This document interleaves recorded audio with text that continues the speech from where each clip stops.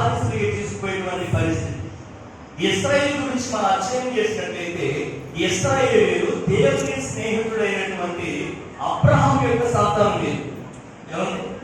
Abraham గారు ఎవరండి? దేవుని స్నేహితుడు, విశ్వాసులకు తండ్రి.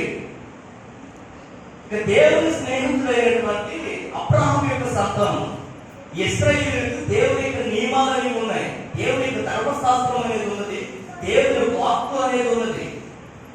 అయితే మీరు దేవుని కట్టడలను మరి మాట్లాడుతూ ఉన్నాడు, మీ పితరులు నాకులను కూడా నా కట్టడలను కైకొన్న వాటిని త్రోసివేసిరి అని దేవుడు మాట్లాడుతూ ఉన్నాడు.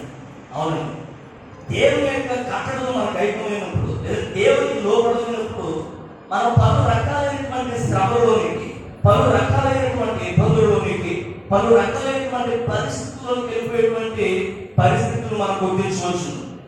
అదేవిధంగా మనం మాట్లాడుతున్నాడు, అయితే మీరు నా తొట్టు తిరిగినలా నేను మీ తొట్టు తిరుగుతున్నాను సైన్యములు కలిపని యెహోవా సెలవిస్తున్నాడు.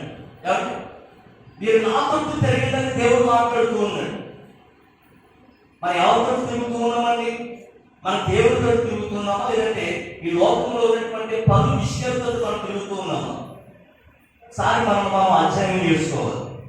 దేవుడు మాట్లాడుతున్నాడు, మీరు నా తోటి తిరిగి నేను మీ తోటి తిరుగుతున్నాను. మనం ఎప్పుడైతే దేవుని వైపు తిరుగుతామో అప్పుడు దేవుడు మన వైపు తిరుగుతాడు.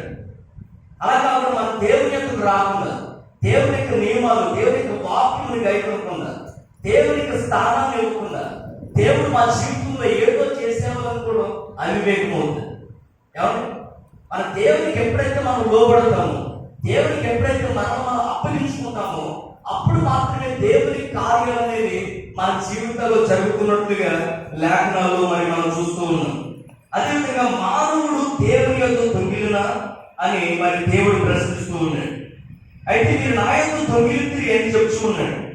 దేవుని విషయంలో నేను నీ యొక్క దొంగిలితులని మీరు అడుగుతూ 10వ భాగము ప్రతిష్టను ఈ యొక్క దొంగిలితులని దేవుడు మాట్లాడుతూ ఉన్నాడు. దేవునికి స్తోత్రం. హల్లెలూయా.